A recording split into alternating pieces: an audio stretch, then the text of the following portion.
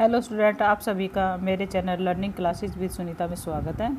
हमारा टॉपिक अव्यय चल रहा था और अव्यय के हम 3 भेद कर चुके हैं। चौथा भेद है हमारा अव्यय का।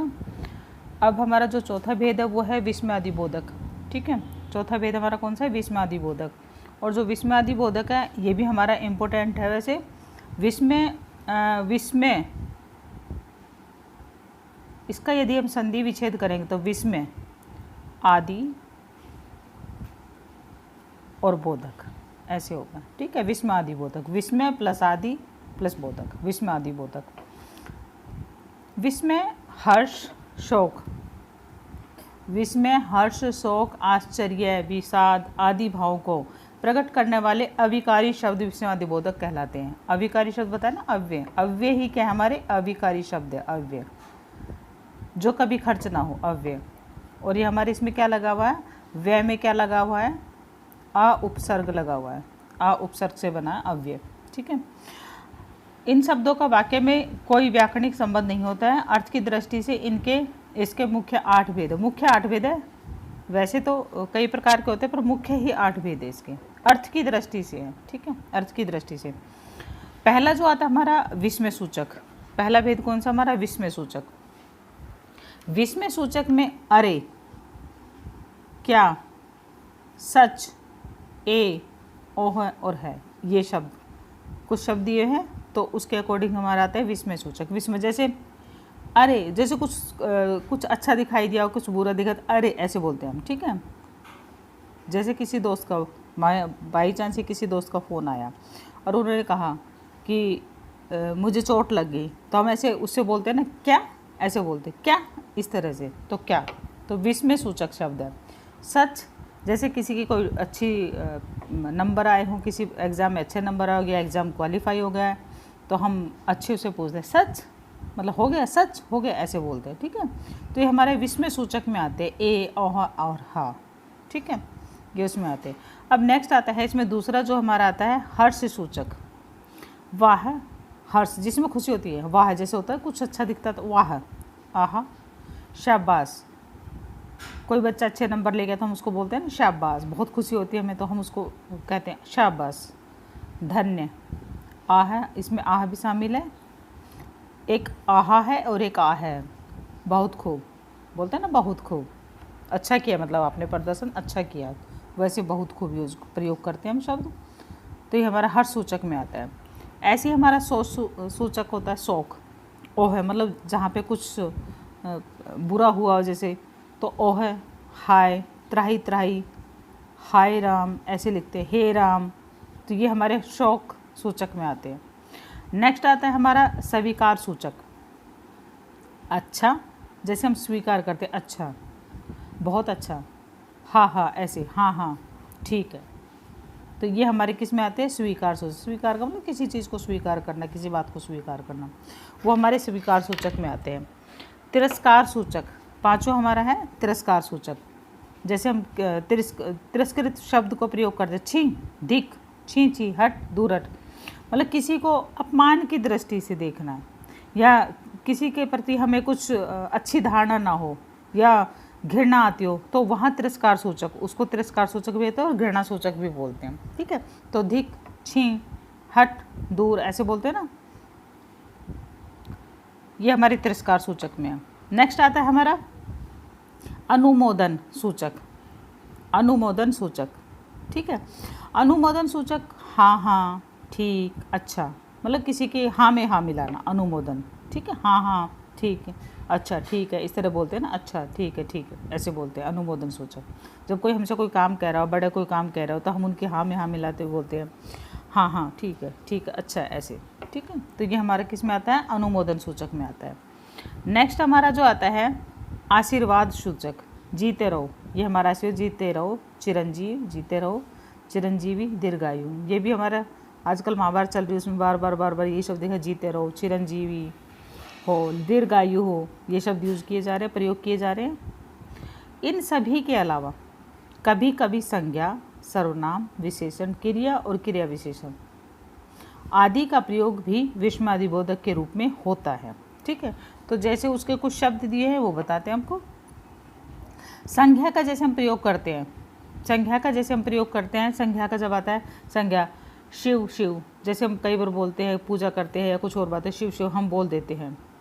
किसी से नमस्ते करनी होती है तो भी बोलते हैं जय श्री कृष्ण ऐसे बोल देते हैं, शिव शिव, हे राम, बाप रे ऐसे बोलते हैं। तो ये हमारा क्या है, संज्ञा सूचक में आता है। किस में आता है हमारा, संज्ञा सूचक में।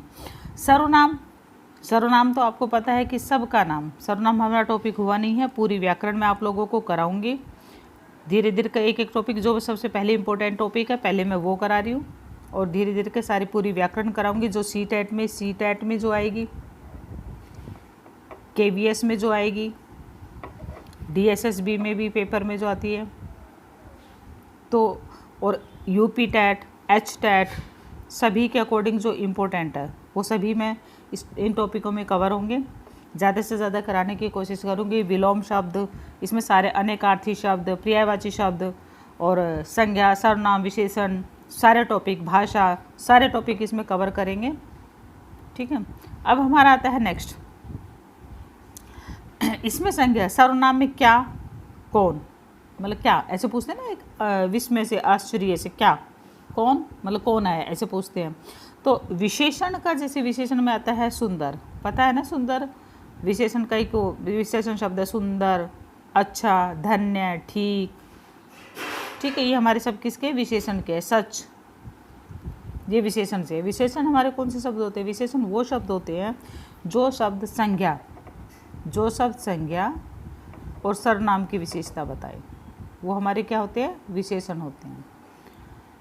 सर्वनाम की विशेषता बताए विशेषण कहलाते हैं। ठीक है, क्रिया, हट, क्रिया हमें पता कैसे है, जब हम उसमें हमारा ना लगा के जोड़ देते हैं, उससे ना से हमारा कोई शब्द निकल के, जैसे हट, हटना बन जाता है, चुप, चुप रहना, चुप रहना, आ गए, तो ये हमारी क्रिया है।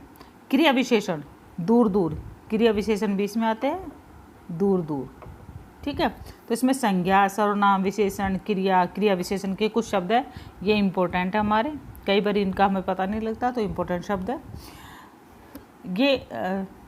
नेक्स्ट जो आता है हमारा, 4 हमारे प्रकार हो चुके हैं, अव्यय के 5 भेद थे, 4 भेद हमारे कंप्लीट हो चुके हैं। अब हमारे पास 5वां भेद है। 5वां भेद जो होता है निपात। देखो निपात के बारे में बहुत कम लोगों बच्चों को पता होता है कि निपात होते क्या हैं और निपात कहाँ से निकल के है। तो निपात जो है वो अव्यय का ही भेद है।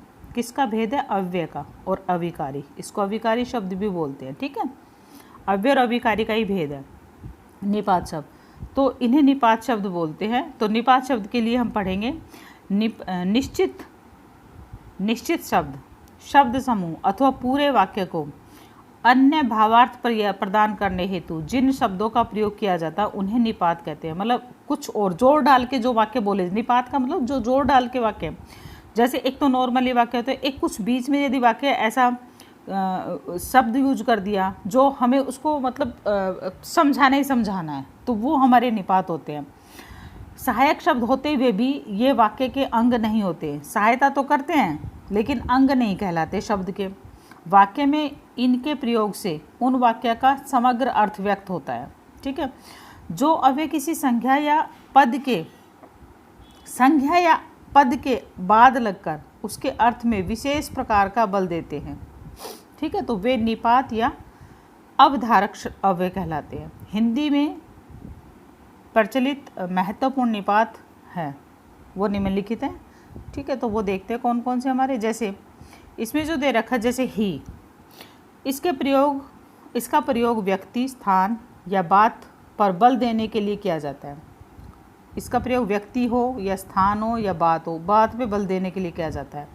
राजेश दफ्तर ही जाएगा, मतलब और कहीं नहीं जाएगा, कहाँ जाएगा वो, दफ्तर ही जाएगा राजेश, तुम ही वहाँ जाकर यह काम करोगे, मतलब और कोई नहीं जा सकता वहाँ, तुम ही, मतलब तुम ही कर सकते हो काम, तो तुम ही वहाँ जाकर ये काम करोगे। ठीक है, वहाँ जाकर यह काम करोगे। अलका ही प्रथम आने के योग्य है, क्लास में कौन आने के योग्य है, अलका, अलका ही प्रथम आने के योग्य है। ठीक है, तो ही से उस वाक्य की यदि हम ले, अलका प्रथम आने योग्य है, ये तो एक नॉर्मल वाक्य हो गया, लेकिन जब हमने ही लगा दिया तो ही का मतलब ये हो गया कि एक ही लड़की है, कौन है वो, अलका है, जो प्रथम आने योग्य है, अलका ही प्रथम आने के योग्य है। जैसे इसमें तुम वहाँ जाकर यह काम करो, यदि हमने ही नहीं लगाया तो तुम वहाँ जाकर यह काम करो, इसके स्थान पर कोई और भी जा सकता है, ठीक है, नॉर्मली बात है। लेकिन जब हमने कह दिया तुम ही वहाँ जाकर यह काम करो, तो इस शब्द पे मतलब उस पर हमने ये एक जोर डाल के बात कही गई कि तुम ही उस काम को कर सकते हो, इसका मतलब ये है, ठीक है। तो इसका प्रयोग व्यक्ति, स्थान या बात पर बल देने के लिए किया जाता है। नेक्स्ट हमारा आता है दूसरा भी। दूसरा कौन सा हमारा भी। इसका प्रयोग व्यक्ति, स्थान, वस्तु के स्थान पर अन्य को जोड़ने के लिए, किसी दूसरे से जोड़ने के लिए भी का प्रयोग किया जाता है। राम के साथ श्याम भी जाएगा, बोला राम तो जाएगा लेकिन साथ में कौन जा रहा है, श्याम भी जाएगा। राम के साथ श्याम जाएगा, ये तो एक नॉर्मल वाक्य होगा, लेकिन श्याम भी जाएगा बोला जरूर जाएगा, वो कहने का मतलब ये है। दिल्ली के अलावा मुंबई भी मुझे प्रिय है, मतलब उसे दिल्ली तो प्रिय है लेकिन मुंबई भी है। तो किसका काम कर रहा है, जोड़ने का काम कर रहा है। किसका काम कर रहा है, जोड़ने का, ठीक है। चावल के साथ दाल भी आवश्यक है, दाल भी, चावल के साथ दाल आवश्यक है, ये तो एक नॉर्मल हो गया, लेकिन हम जब भी लगा देते हैं तो बहुत ज़रूरी है वो, ठीक है, बहुत ही ज़रूरी है। नेक्स्ट आता है हमारा तक। किसी भी व्यक्ति अथवा कार्य आदि की सीमा निश्चित करता है। किसी भी व्यक्ति अथवा कार्य की सीमा को निश्चित करता है तक। वह शाम तक आएगा, उसको बता दिए कब तक आएगा, शाम तक आएगा, शाम तक। दिल्ली तक मेरी पहुंच है, मतलब पहुंच तो है मेरी तो, लेकिन कहाँ तक है, दिल्ली तक है, दिल्ली तक मेरी पहुंच है, गांव तक नहीं है, मतलब बाहर तक निकली हुई है पहुंच, दिल्ली तक मेरी पहुंच है। वह 10वीं तक पढ़ा हुआ है, कितनी कक्षा तक पढ़ा हुआ है, 10वीं तक, ठीक है, मतलब 10वीं से आगे नहीं पढ़ा, खाली 10वीं तक पढ़ा हुआ है। तो किसी व्यक्ति अथवा कार्य की सीमा बताई गई, सीमा निश्चित की गई है, जिसको हम लिमिटेशन कहते हैं। तो सीमा निश्चित की गई कि वहाँ तक बस, ठीक है, इससे आगे नहीं। नेक्स्ट आता है केवल और मात्र। केवल मात्र से तो हमेशा ही ये क्वेश्चन उसमें निकल के आता है, शुद्ध अशुद्ध में निकल के आता है, तो इम्पोर्टेंट है, वेरी वेरी इंपॉर्टेंट है ये, इसको शुद्ध अशुद्ध में देते हैं। केवल या अकेले के अर्थ को महत्व देने के लिए इसका प्रयोग किया जाता है, जैसे प्रभु का नाम लेने मात्र से। केवल और मात्र कई बार साथ में दे देते हैं उसमें, तो केवल और मात्र, तो मात्र से कष्ट दूर हो जाते हैं, प्रभु का नाम लेने मात्र से, तो मात्र का प्रयोग किया गया। केवल कुम्हार आने से काम न चले, तो केवल तुम्हारे आने से, सॉरी, केवल तुम्हारे आने से काम न चलेगा, मतलब तुम्हारे ही आने से काम नहीं चलेगा, और भी कोई आना चाहिए, ठीक है। केवल और मात्र, केवल तुम्हारे आने से काम न चलेगा। नेक्स्ट आता है हमारा, इसमें 10 रुपये मात्र लेकर क्या करोगे, मतलब 10 रुपये का भी क्या करोगे, 10 रुपये मात्र कि थोड़ी सी वो है ये, इस राशि है, इसका लेके क्या करोगे। नेक्स्ट इसमें आता है हमारा भार, भर, ठीक है। तो यह अव्यय, सीमितता और विस्तार व्यक्त करने के लिए प्रयुक्त किया जाता है, जैसे रात भर रोता रहा, वह रात भर रोता रहा। मैं जीवन भर उसका गुलाम बनकर रहा, जीवन भर उसका गुलाम बनकर रहा। विश्व भर में उसकी ख्याति फैली हुई है, ठीक है। तो भर यह अव्यय सीमितता, सीमितता और विस्तार व्यक्त करता है, ठीक है, करने के लिए प्रयुक्त किया जाता है। तो जीवन भर, विश्व भर, रात भर, ठीक है। नेक्स्ट आता है तो क्रिया के साथ, क्रिया के साथ उसका परिणाम व मात्रा आदि को प्रकट करने के लिए, क्रिया के साथ उसका परिणाम व मात्रा आदि को प्रकट करने के लिए इस अव्यय का प्रयोग किया जाता है, ठीक है। तो इसमें जो दे रखा है हमारा एग्जाम्पल दे रखा है, तुम आते तो मैं चलता, तुम आते तो मैं चलता, मतलब तुम आते तो मैं चलता, नहीं तो अब नहीं जाऊंगा। वर्षा होती तो फसल अच्छी होती, मतलब वर्षा के कारण फसल अच्छी नहीं होती तो अच्छी होती। तो क्रिया के साथ उसका परिणाम व मात्रा, क्या है ये, परिणाम व मात्रा, ये ध्यान देना है, परिणाम व मात्रा आदि को प्रकट करने के लिए इस अव्यय का प्रयोग किया जाता है, ठीक है। तो आज हमने 2 और कंप्लीट कर लिए, आज अव्यय हमारे कंप्लीट हो गए हैं, 2 अव्यय हमारे कंप्लीट हो गए हैं। एक हमें विस्मयादिबोधक अव्यय किया है आज, और दूसरा हमने किया है निपात, ठीक है। 5 इसके भेद थे, 5 इसके भेद थे। तो आज की वीडियो यहाँ तक है, और आगे इसका कुछ करेंगे, तो यदि हम प्रश्न उत्तर आप चाहते हैं तो प्रश्न उत्तर भी कर लेंगे इसके। आप लोग मेरी वीडियो को लाइक, शेयर और सब्सक्राइब करना ना भूलें और प्लीज़ ज़्यादा से ज़्यादा शेयर करिए। Thank you. मेरे चैनल को लाइक, शेयर और सब्सक्राइब करना ना भूलें और बेल आइकन को दबाना ना भूलें। Thank you.